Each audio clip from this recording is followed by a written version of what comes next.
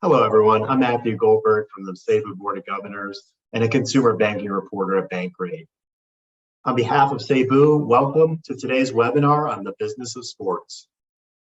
We have a great moderator and panel here today. J.A. Adande, the Director of Sports Journalism at Northwestern University's Medill School of Journalism, Media, and Integrated Marketing Communication is our moderator. Joining us as panelists today are Ilana Limon Romero, Assistant Managing Editor for Sports at the Los Angeles Times. Jim Ozarski, Milwaukee Bucks beat reporter at the Milwaukee Journal-Sentinel, is also on our panel. Additional information about our speakers can be found on cebu.org. To our listeners, if you have a question for the panel, please drop it in the Zoom chat. Those questions will get to JA and to the panel. Also, feel free to use hashtag Cebu on Twitter. With that, I'll hand things over to JA. JA? Thank you so much. And it's a pleasure to be here, both Ileana and Jim. And we'll start by asking you the first thing that comes to mind when you think of covering sports from a business angle, from a business perspective, and what you would like to share with our audience. We'll start with you, Ileana.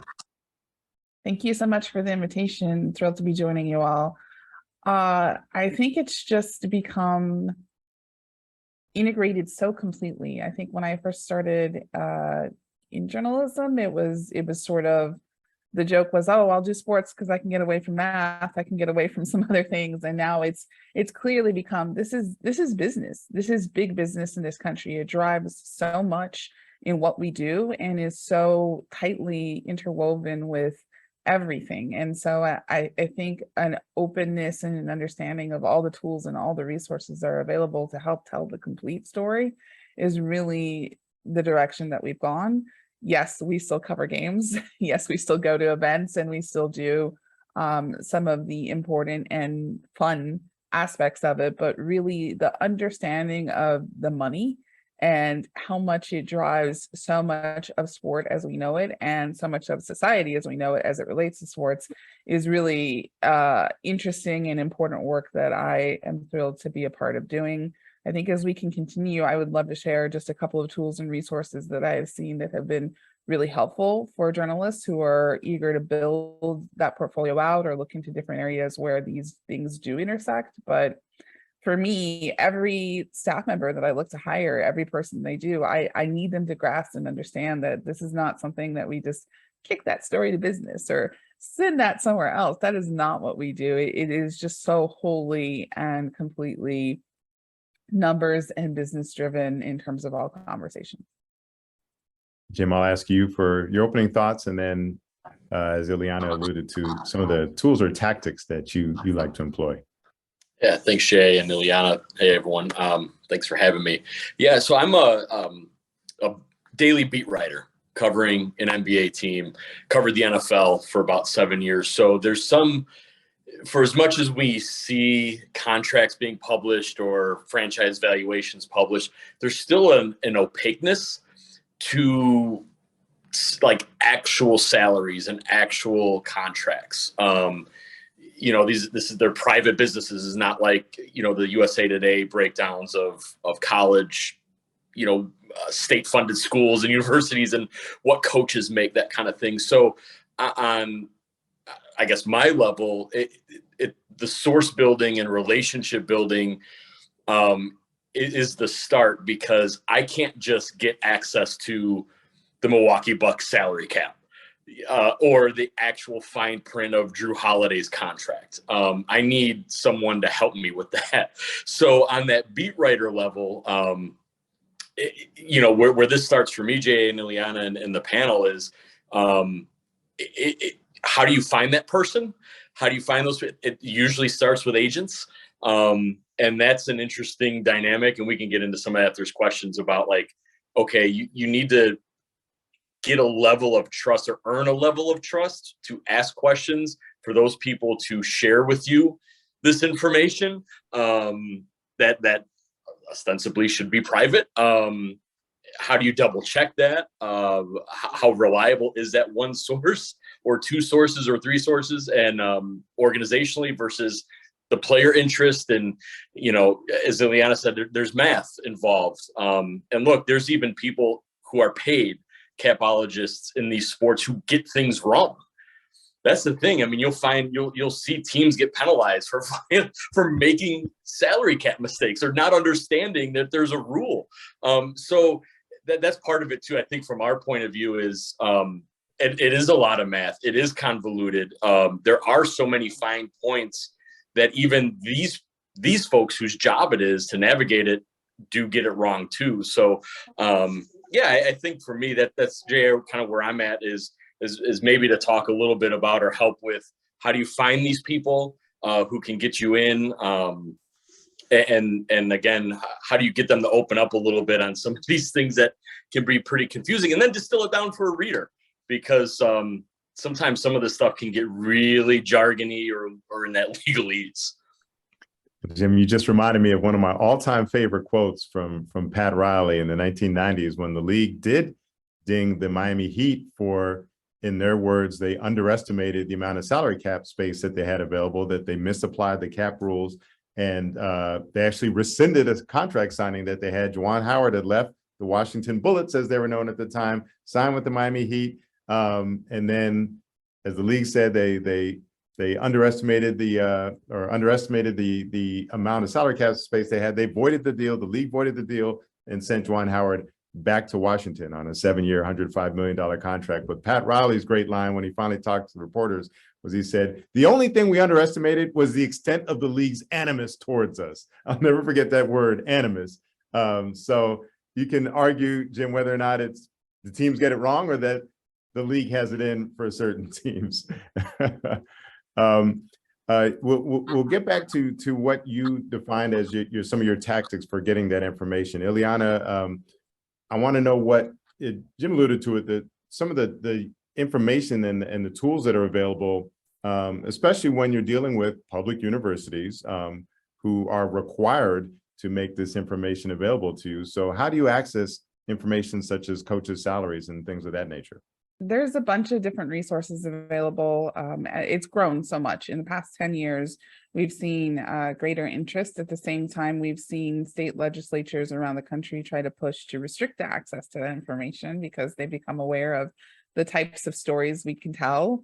Give one example, the Georgia Bulldogs football coach helped usher in Kirby's Law, which was to restrict how quickly public information requests could be responded to. I think it's to 60 days at this point, just so that he said that it was a competitive disadvantage that Georgia handed over his contract information and other elements about their budget to reporters who were covering the team. So we face headwinds, but there are a couple things. I have set my settings for the chat function for hosts and panelists. I'm going to share a link there, but I'll just also share verbally for those who hear it on the recording. The intercollegiate.com has developed a directory that lists the Freedom of Information Act request information, the contact person, and generally what the timeline is for responses for every Division I university that's public in the country. And so they just run through some of those things to try to make it easier to try to open access of information for everyone. So it's shared in there for everyone. And I think that it Tess helped with that. Thank you so much. So that is a really great database. It didn't exist. They checked all of them. They've run requests against all of them. So that's extraordinarily helpful. I think a lot of people are probably familiar with USA Today's College Coaches Contract Database. It's another one that we're gonna pop in here for people to be able to see. They do a lot of heavy lifting around what, those information requests. They have staffing. In some cases, I believe in Arkansas and a few other places, you have to physically have a state address in order to request their records. So me coming from California, I have to find someone there. Sometimes we find students who can help out and do that. But this is highly cited because it is such a useful resource. They do a great job they've expanded beyond football coaches. They've got a whole treasure trove of information. It is behind their subscriber paywall, and I understand why. It's valuable information and it's important for them. So that's good to know. I also really, for free, public information, and I cannot say enough, the Society for Professional Journalists has done a phenomenal job of putting together the journalist toolbox, which I think in general across all business reporting, but just specifically when it comes to record searches, they have a whole section of their site, which I'm sharing. This is the journalisttoolbox.org, but I am going to share a link that's just the public records section that takes you through all of the different things that are accessible. I think it's important to look at things like tax records that are available, that even for those of us covering professional teams or other groups, there are footprints there that we can follow that tell us about, venue expansions. You think about, for us, we look at places where people have to file plans for arenas and for stadiums and for other such things. There's a lot of different ways that you can get a hold of stuff. And there's been some tremendous reporting also around athletes and their charitable foundations where they have to report. So there's a whole treasure trove of tools that are available there. It's kind of guided at your own pace of what you can click through. But I really encourage people to explore those, to be curious fiscally, to be curious about records, to get as much information as they can, because those can lead to some incredible stories and really help explain how and why teams are performing the way that they are. The money trail often informs like, well, why didn't they go after that free agent? Or why did they do that? Why are they struggling so much? Or why are they so successful? These are things that it's really helpful to wrap your arm around. So there's a lot of resources out there that we encourage our journalists to use and that I share as much as possible. And I know that Cebu will continue to share tips and resources as well. So the fact that you're even watching this right now is a great step, because you're taking advantage of information of organizations that are out there that are on your side. As I sort of suggested, with so many state legislatures and really even from the federal level, people trying to restrict our access to information, banding together with these groups to share information is incredibly valuable. Thank you so much for sharing those. I apologize if there's any background noise distracting here. Our students were at the very end of their year-long master's program in journalism here at Medill, and so they're feeling pretty boisterous and excited, understandably so. Jim, you, not only is there not necessarily a publicly accessible database or any requirement, it's actually the opposite. The language, the contract language in standard NBA contracts specifically prohibits either the teams or the agents or any party really from publicly disclosing that information. So how do you navigate that in order to get the contract details? Because it is very important, especially in a salary cap league, knowing how much everybody makes can help determine whether or not they can sign additional players. Right. And so Jay, it's and this goes, I think, across all forms of reporting, business reporting. It is relationship building and speaking and introducing to yourself to as many people as possible. And on the player side, that's generally an agent. On the team side, that can be, again, a little more difficult. I mean, the GM is sort of front facing. Obviously, he's going to know cap situation and contracts, but then there's this whole tree underneath that maybe sometimes the teams don't list all those people, who have access to that information. So really it's that old school kind of groundwork of, okay, straight up Googling who's who, with some agents attach their names to certain clients. The NBA Players Association, the NFL Players Association, they do have some media portals that will list agents and some of their contact information. It's not always complete, but maybe you can get a name, maybe you can get an agency. So there's a little bit of that groundwork, okay, connecting dots, cold, like in my case, switching beats. I hadn't covered the NBA in almost a decade. So it was, okay, fine. Okay, here are the players. Who are these agents? If I can get a number, if I can get an email. Some people don't respond. Some people do. Okay, you respond. So now you kind of take the steps of source building and contact making. What I have found is, and I don't know if you all as attendees have found this too, when it comes to business and math and in sports, capology, if that's the right word, if a lot of folks like to talk about this, some of them aren't really in the public sphere, like especially if they're a background person, like agencies are finding they're hiring cap strategy people. So even if this person isn't an agent, they're required to do the background, as Jay said. Okay, well, the Bucks only have $7 million to spend. Okay, which of our clients fit that economic profile? So this person isn't doing a deal per se, isn't speaking with teams. He's not even representing a player, but he's a vitally important person to that agency. Teams have this person as well. So if you can, again, it's speaking to people, speaking to scouts, agents, you get names, and then you kind of cold call. And honestly, J.A. and Ileana, maybe you've experienced this too. They don't really talk to media people. So while there's an element of background there, they're really more than happy, I have found, if you find that person, to break it down and try to explain it. And for me, yes, I took one math class in college. My requirements were different back then to get a journalism degree. Pass the math class, okay, boom, you're in the English pipeline. So I just come at it from a point of, I need help. Can you educate me? Can you make sure I'm not reporting inaccurate information or parroting inaccurate information that's out there? You'd be really surprised how often that happens in sports reporting, where, you know, this sort of contract is maybe floated by an agent because they want that big number out there. Well, upon further review, technically the big number is possible, but it requires 7 to 9 other steps to get to that big number, and sort of different cap functions and math. So it's very basic level ground roots reporting to find people, reach out to them, speak to them, develop relationships. I'll be honest, I got very lucky. An NFL contact of mine had an NBA friend who vouched for me as someone who is a good reporter, trustworthy, and that sort of connection allowed me to get inroads to the NBA salary cap.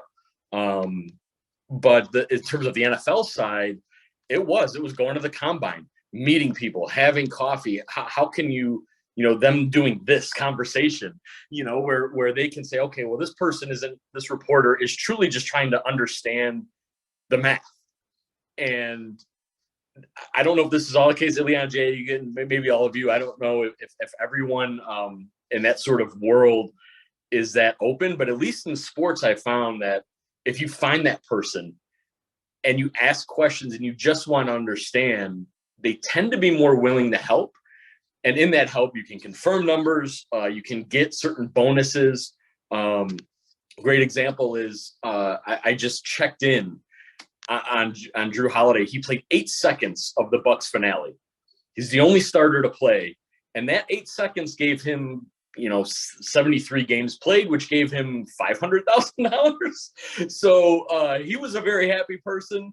When he went to the bench, fans were like, what is happening? Why is he 8 seconds? But I was able to have someone sort of break down all of these interesting bonuses that he had that really no one else on the roster had. So I think it's very basic level reporting. And then you just, at least I have found, again, that these folks tend to want us to understand what they do and to be accurate, which of course is what we all aim for.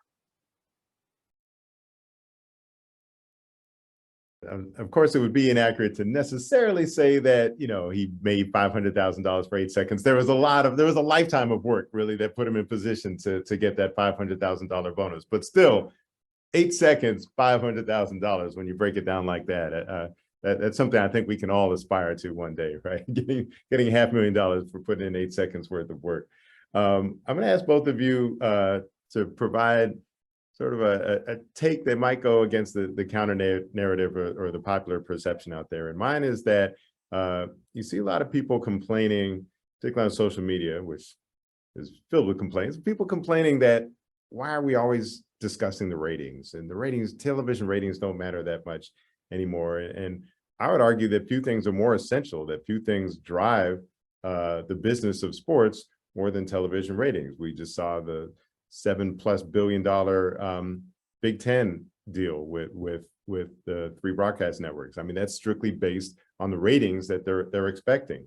To get back to the salary cap, ratings drive the TV deals that a league is going to sign. So in the NBA, the salary cap is tied into the percentage of the overall revenue. And again, the biggest driver of that revenue is going to be television contracts and rights fees, which is going to be based largely on ratings. So ratings matter very much. Ratings might determine whether or not your team can sign the free agent that you want them to sign.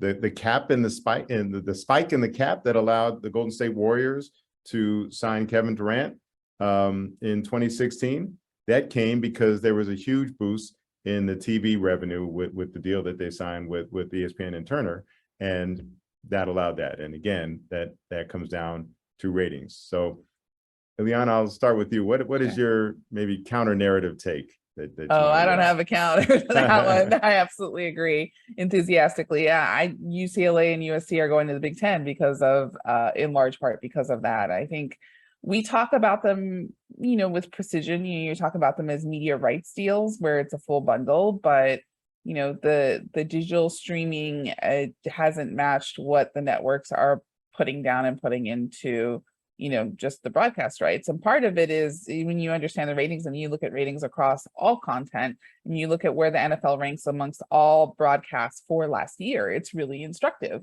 When you talk about, well, I don't feel like soccer has a big audience in the US. I don't know about it. But then you look at the numbers for certain broadcasts and you understand how well international soccer performs in US markets. These are all things that are really valuable information to gather and to understand. And it does have a huge influence still. It just seismic in terms of just not only you spoke to, for the various leagues, but also, we saw it during the pandemic shutdown. I mentioned, Major League Soccer lags behind in terms of its contract revenue setup, and its entire business was set up that leans heavily on the fees of new teams coming inbound, but also leans heavily on gate attendance. It's one of a throwback a bit. And so it was hit among the hardest during the pandemic. And it was good to know that, to have that understanding that structure exists. Whereas, why and how people would resume operations in a bubble, why and how WWE was among the first to come back because their contract was so bad in terms of what their requirements were to reach certain metrics with their broadcast. Like they had to start broadcasting again as soon as possible. So there's just some really interesting ways that heavily influences. And so yes, we are aware that people stream. We are aware that people do this. And I think for us, we're providing information about all of those platforms, all of those approaches, but unquestionably a huge influencer in terms of sports business is definitely TV ratings. So Jim, throw to you too. Is there a misperception that you'd like to address, Jim? I don't know if there's the misperception I think is that, Jay, kind of like you said at the start, is that who watches over the air television anymore? Who watches your basic cable networks, right? TNT for sports, TNT, ESPN, maybe USA Today Network, the NBC properties, right, for the Olympics. And I mean, clearly it's millions of people. And that's what's I think what's kind of interesting there is, yes, they're streaming and sort of the a la carte options of different networks, Peacock. Amazon's getting the NFL, right? They're paying more billions of dollars essentially to run live television, which is not what, like, streaming, that's the whole thing, right? It's not live TV to a degree. I know that you can get into your cable providers and run but you know what I mean? Like you generally think of Netflix, Amazon, some of these as like cataloged movies and TV shows that you can binge at any time you want. But clearly even the streaming services now, to me, are seeing a value in the captive live audience, which goes and shows that how important sports are to their business models, their future business models, right? Like it's So I think if there's a misperception is that it's this dying medium.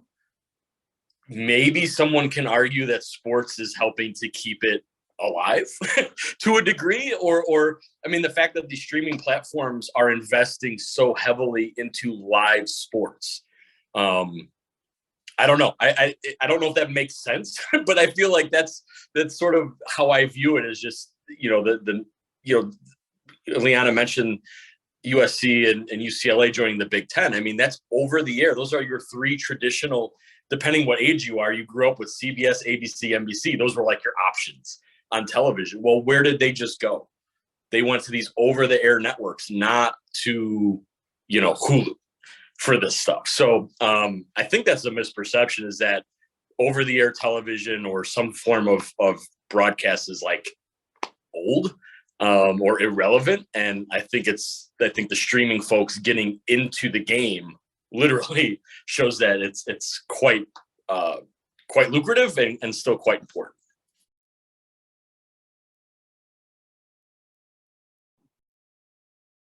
Sorry, I'm going to pivot and go more to the college ranks now. And Liana, I want to ask you what the LA Times' approach has been to covering the name, image, and likeness shifts, and maybe what you discovered about that early on. I think at first there was a fear that, well, this would just heighten the inequity between men and women's sports, because all the money is going to go toward the star quarterback or the best player on the men's basketball team. And I think what we found early on is that because now social media is such an important part of the mix, and because social media is an area where women are equal, if not, above men in terms of influencer potential and revenue earning potential, I think it's been a boon for female athletes, and maybe has even leveled the playing field to some degree. What have you learned about name, image, likeness, and what is the Times' approach to covering this new ground? It's been a very interesting period. I think in our coverage leading up to, there were a lot of advocates who were pushing for name, image, and likeness legislation to be passed, who saw that opportunity for women. Really, they are in their prime when they're in college. Some of them don't go on to have pro opportunities because there isn't as much support. The Olympic spots are limited, and that window is only every 4 years. So they were losing a lot of their prime revenue opportunities when they are most in the spotlight, when they had the greatest potential. We saw locally the UCLA gymnasts who were alumni who were really pushing because they felt they'd missed their window when they had these viral moments of their gymnastics routines that were really wildly popular, where they could not cash in. They were turning down things that would be NCAA violations. And so now they're in a position where they can capitalize on it. Unquestionably, you have the starting quarterbacks for the top teams who are making a ton and who have huge opportunities that happen. It hasn't discernibly, sort of hit in with great equity across the board, but I think we're still trying to wrap our arms around it. I think the other thing that we discovered, which I think is fairly clear if you've covered the NCAA for any amount of time, is that they were wildly unprepared for any understanding of how this might hit and how to regulate it. So they just went now they're asking very for congressional help, right? Congress, help very us out. limited rules, and Congress was like, no. The Supreme Court ruling that did not go in their favor really pushed toward the Supreme Court saying yeah, we don't really feel like we're aligned with their viewpoint. That was a bit of a shocker for them, and quickly thereafter they dropped any of their pushbacks on name, image, and likeness. And there's been a lot of changes there. It has been interesting to see the assumptions about how it would work and then the reality of how it's come together. I do expect further, push for structure to be there. We are looking into who's benefited.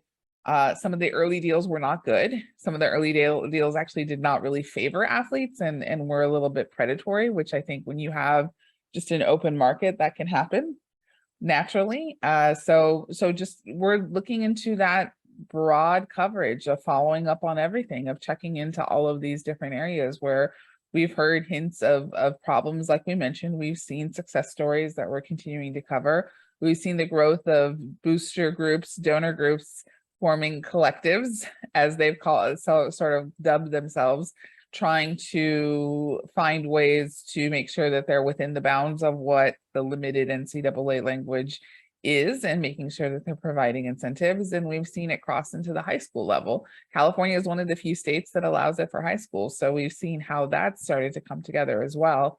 It's been an interesting run, a really fascinating story. I think we're going to see how it continues to go forward with different governing bodies trying to regulate it. And we're also at an intersection in California where we're going to see whether, you know, they are going to be, college athletes are going to be recognized as employees. Is this going to be a collective bargaining situation, or how far away are we from that?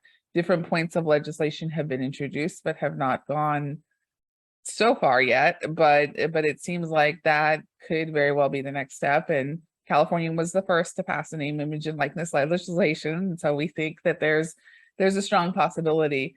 We talk a little about unintended consequences. Gavin Newsom the governor of California signed that legislation and made a big deal about it, appearing on LeBron James's show, just talking about how, you know, all these universities didn't want me to do this, but I am for the people, and this is what they deserve. Athletes deserve compensation for their image and likeness, and this is going to pave the way. And this has got these presidents so upset, going to change the NCAA, change everything. Well, he was mostly right on all that, but then he came out against UCLA and USC going to the Big Ten because he was concerned about the unintended impact on the University of California, Berkeley, and some of the other state schools. UCLA was within its rights to go ahead and go, but he pushed back in that space. I'm like, well, kind of let the horse out of the barn a little bit ago. And we did write about that and cover that. So we're just excited. It's an interesting story. It's a new opportunity to ask questions and see how this unfolds, and to try to wrap our arms around and fully understand. It's important to understand the motivations of everyone you talk to, like any other story. What is their interest? What is their stake? What is their background? What do they have to gain from this? And make sure that we're representing a wide range of voices and fact checking things as we go. There's a suggestion for some. It's like, well, there are no rules against name, image, and likeness, so it's no problem. But there actually are a few rules, both state, federal, and, you know, within the organizations, there are a few things that do exist. So being able to introduce readers to this has been fascinating. Certainly new frontiers that we're entering. Jim, one more specific question for you before I open it up to questions for the audience. And another area in which we're still in the early stages, it's still in the land rush stage, you might argue, is gambling in sports. And, you know, with the widespread adoption of legalized gambling in I think it's 30 plus states now across the country, you know, this is something that is much more in the mainstream discussion of sports media than it was before. I think all three of us were in newspaper backgrounds when there was a very distinct separation and reluctance to even run the spread, the point spread, or the odds on a game. How is that now? How has that changed for you? And Jim, are you being encouraged to incorporate more gambling related discussion in your coverage now? Well, specifically for us here at the Journal Sentinel, Jay, Wisconsin is lagging far behind in that regard, if you want to call it that, in terms of legalizing sports betting. I believe like FanDuel and DraftKings, all those like sort of the remote apps do not work in this state. Although there is some movement, some slow movement. I believe some of the casinos here are you know, beginning to be allowed to have sports books. So it's getting there. So specifically, no, I haven't been asked. I don't believe any of us have been asked in that regard. However, because of the proliferation of it, because, you know, USA Today, our parent company, had and now they've admitted unsuccessful relationship with an overseas gambling company. It's, you know, The Athletic is with MGM. I know other properties have sort of gambling rights deals where it's either a sponsorship or an ad, and you've got that, you know, the lines have blurred for sure of, is this, you know, it's maybe the age old question, Jay, of like what's sponsored content versus what's an ad versus what's actually relevant to the readership. we don't have here in Milwaukee like a dedicated gambling column or a dedicated fantasy sports writer, but that may change if Wisconsin does go full boat, wide open.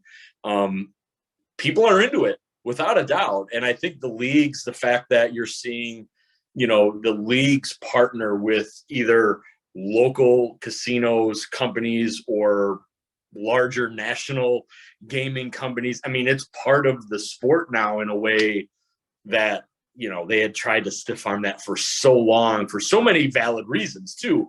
And which is now going to create a bigger, you know, Ileana mentioned unintended consequences. I mean, in terms of the validity of results and the character of the people participating, officiating, putting together teams, playing games, all the way down to that college level, it's going to require your antenna to go up a little more, and maybe a way, honestly, JA, like I mean, Tim Donaghy in the NBA specifically, an official who admitted to being involved in some gambling. New Netflix documentary coming out on him, and who knows what else will be in there.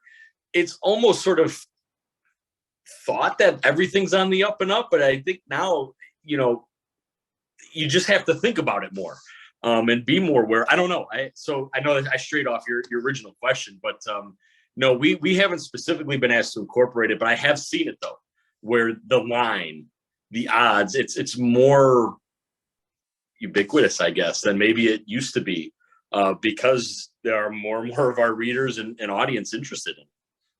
Also, you wonder about consequences, Jim, such as, you know, the NBA has its last 2-minute review. Well, they'll go back, and if it's a close game, they'll give the official word on whether the officials made the correct call or not. And if there's a correct call, let's say maybe it doesn't affect the outcome of the game, but maybe let's say a couple of free throws were awarded that shouldn't have been, and it affects the point spread.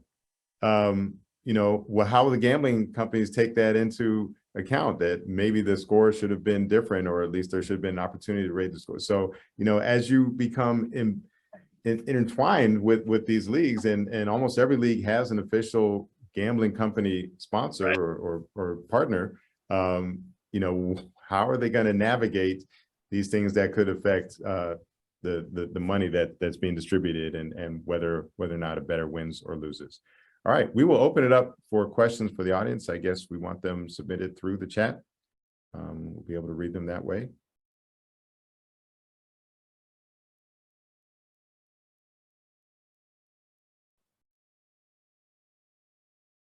Be passed along to us.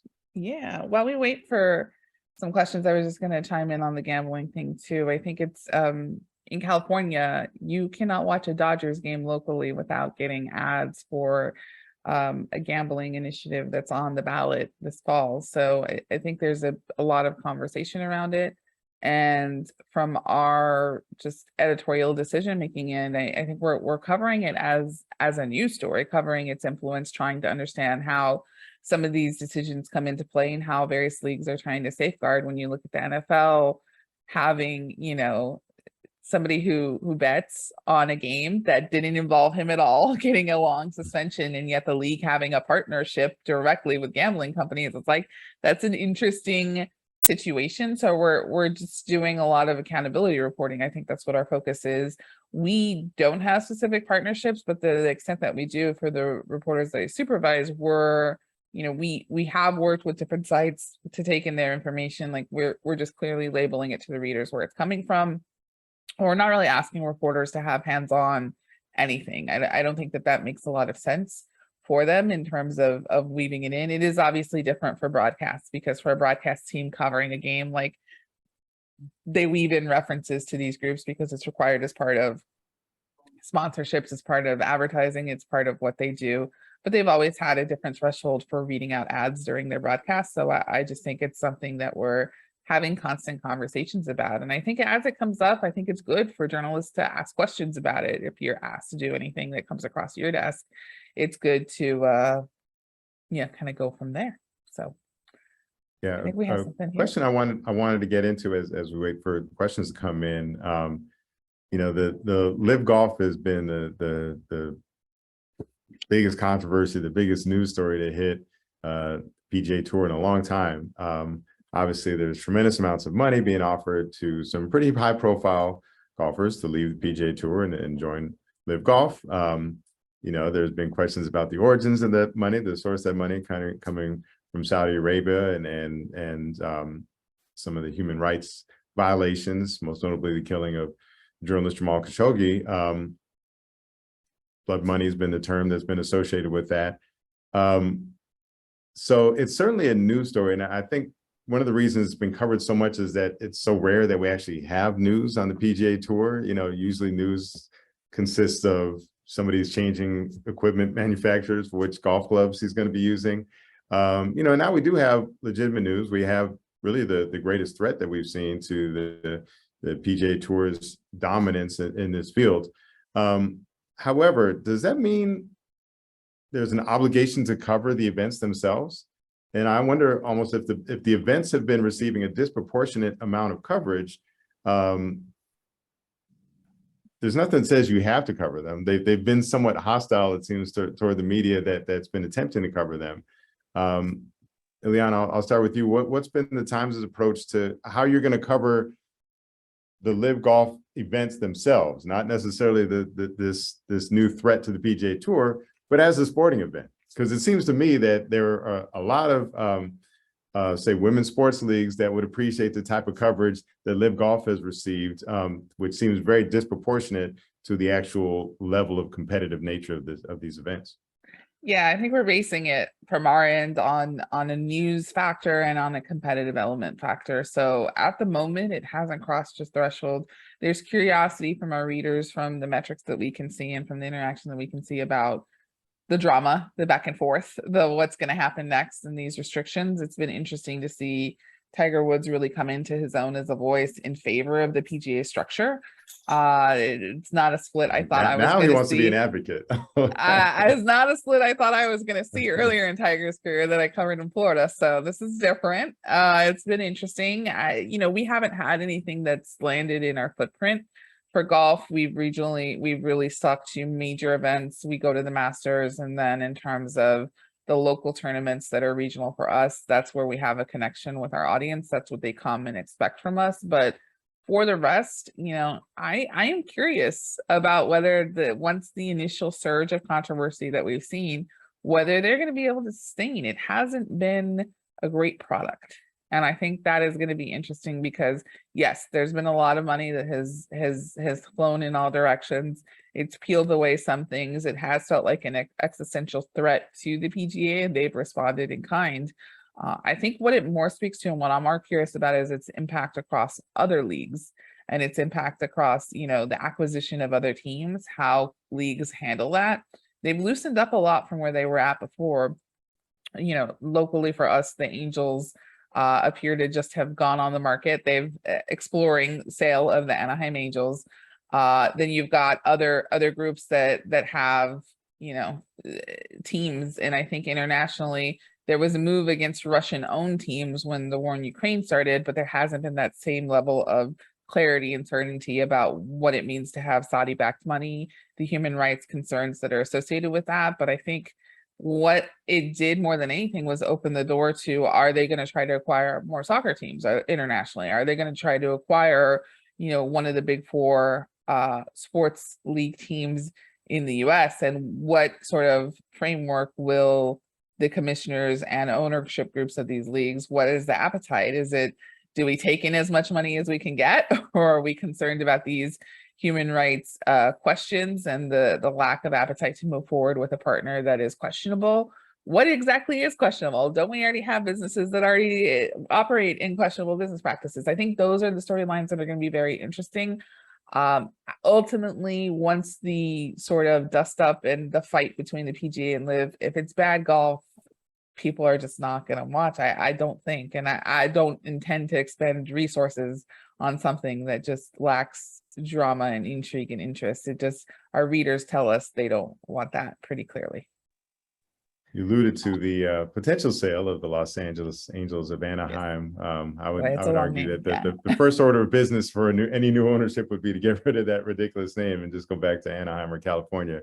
Jim, you weren't on the beat when the Bucks changed hands, but you were around for that coverage, and I'm wondering if you could provide us some insight as to covering an ownership change and what that is like, and maybe how the Journal-Sentinel navigated that in order to get ahead of a big story like that when the local franchise changed ownership. Yeah, so this was really interesting in Milwaukee because you went from a very local owner, a senator born and raised in the state, who was involved in the background of getting the Bucks to Milwaukee to begin with back in the late 60s and frankly helped keep the Bucks in Milwaukee when he bought the team. And so as he's selling it, you had this very civic-minded person. He was a civil servant. Yes, a very quiet billionaire, if you will, did not have the sort of capital that the current, these hedge fund billionaires now, the consortium that owns the Bucks. So you had this really interesting transition, where the Senator Herb Kohl, yes, he was with one political party, but I feel was very well respected in that way across the state. Like I don't think he was a polarizing political figure. And so now you're selling, and who's going to buy an NBA franchise? Well, at the time it was worth $500 million or so. You're talking about billionaires who are not going to be from the state. And so there was that and then there was a threat of movement, because if you're going to be a new owner and you don't like the arena, that's the one time you have to sort of wield a hammer, if you will, of, well, we need public funding to build this brand new stadium, even though we're billionaires. And in Wisconsin and in Milwaukee, that was not messaging that was really going to work. So the new owners and Herb Kohl had to walk this line publicly of massaging taxpayer money and public money for billionaires from New York. And look, here in Milwaukee, it's very provincial. A very wary eye was cast on, outsiders coming in.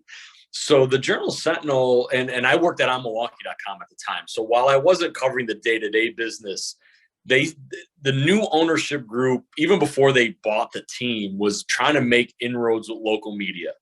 They were accessible, shockingly, right? They wanted to be visible.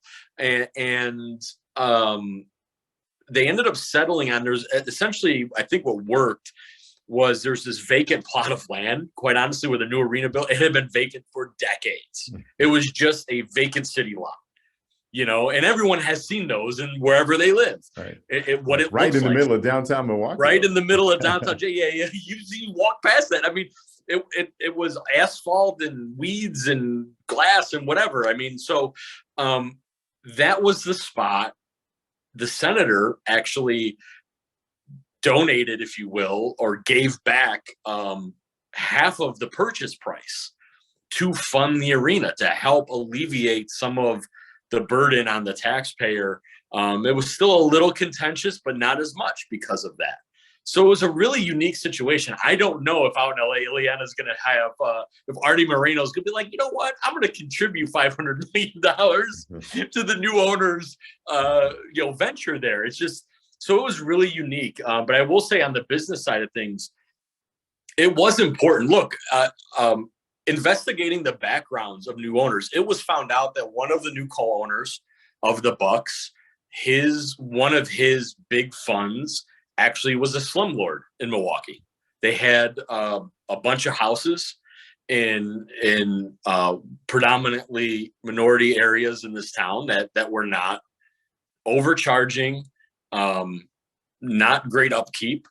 That was important work, I think, for the Journal-Sentinel to discover. And you mentioned that going in the backgrounds, and Ileana mentioned the public records and getting into these people's back. And then that changed. I don't think Wes Edens divested himself, but whether he did or not, that was a change that was really affected by business reporting and using open records, and not just sort of either taking people at their word, but also finding out what they're involved with.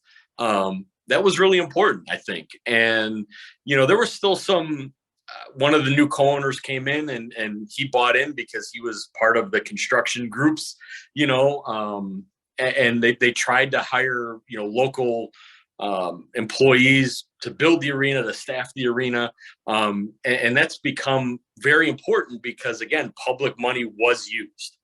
So I feel like, at least from the Journal Sentinel point of view, to always check in, to always look at where that money is going, how it's being used, who's funding it, and where are those dollars coming back into the community, or are they going into their pocketbook? So, the ownership change was definitely probably unique in that way, where you had this sort of very local owner, compared to anywhere else really in pro sports. Maybe Cincinnati, if Mike Brown or the Bears were to sell to, a consortium or a out-of-state, out-of-town billionaire.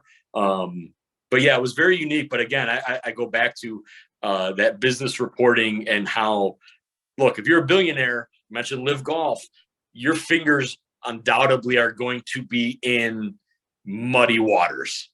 And it's important for business reporters to really dive into that stuff and get kind of peel back maybe the fun part of sports ownership or arena building, or kind of the fun, exciting parts of sports. Another bit of advice is, as we look at ownership changes now, and they're not that frequent, but when they do happen, it has been in vogue lately, and it certainly was the case with the Bucks, and we're seeing it with this new Broncos group that's being assembled. Everyone from like Lewis Hamilton, right, as part of the ownership group. Venus and Serena Williams, I think was this one, or maybe that might be the Dolphins, I think. But we're seeing attempts to add some diversity among the ranks, and so they're expanding. So it's not just a singular figure. And anytime you have more people, you have more potential sources, right? Or they know, people who know these people. And so, it can be very difficult to penetrate these ultra rich inner circles of this wealthy class that constitutes the ownership groups. But again, if they're going to expand and try to diversify and incorporate some other people, that widens the opportunities for you to get an in with the ownership group, for you to find out more information as to what they're up to and to what they're thinking. Time for one question here. This comes from Josh Mills, who asks, is there sufficient cooperation in most newsrooms between the business desk and the sports desk? These last couple of things we've been talking about would entail some cooperation, or at least some assistance.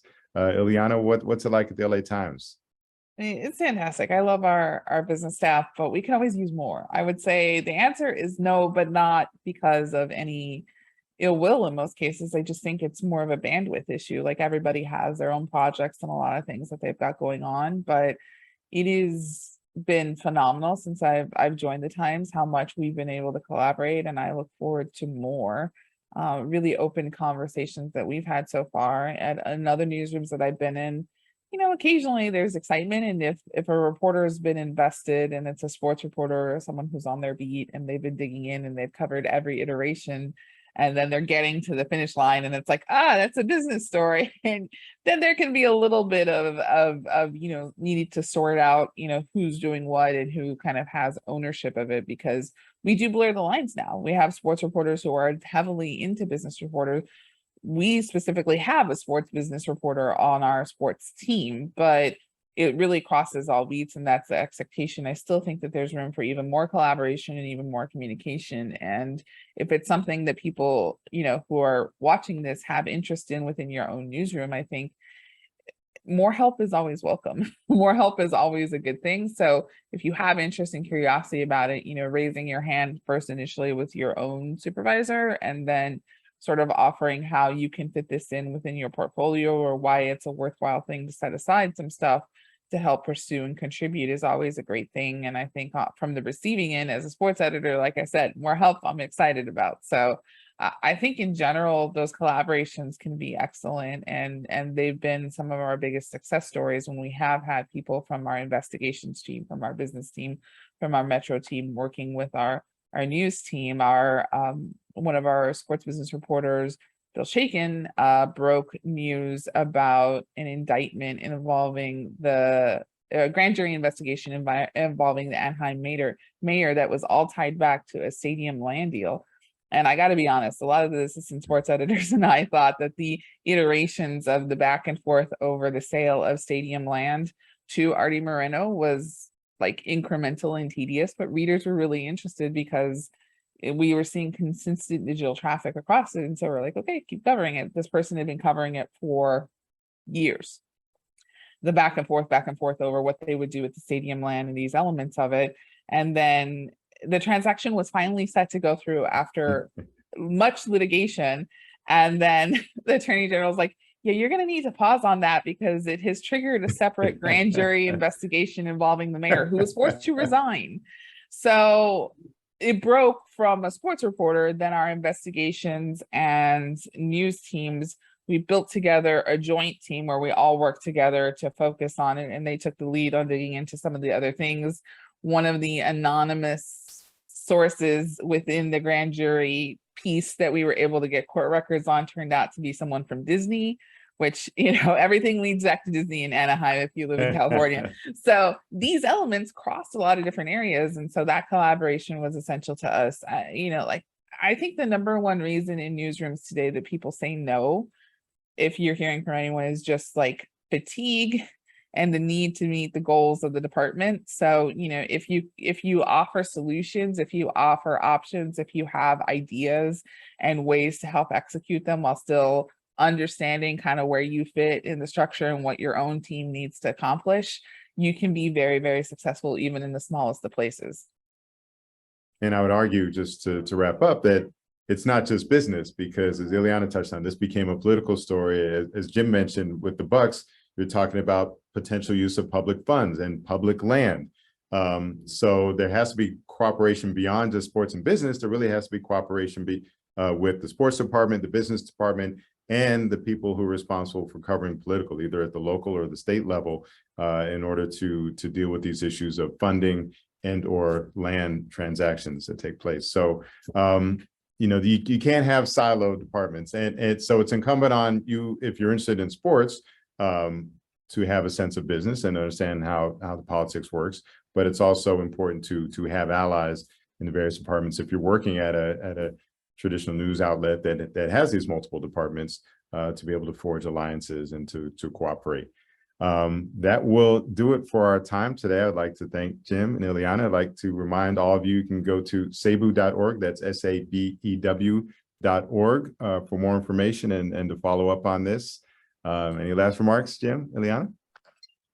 No, I'll just parrot what Ileana said there. It is, communication is key, and it sounds simple, but as we all know, sometimes that can be hard, even if we're working across a cube or down an email chain from our colleagues, whether it be sports, business, politics. Just, yeah, let one another know, you know, whether you're involved or someone else can know. I think that's the biggest thing. And yeah, thanks for having me. Yeah, just thank you so much for the opportunity. I've learned so much from the others on this here, and grateful for the chance to speak with all of you. I'm on Twitter. I've been tagged a lot for this session, but LAT_ILIANA.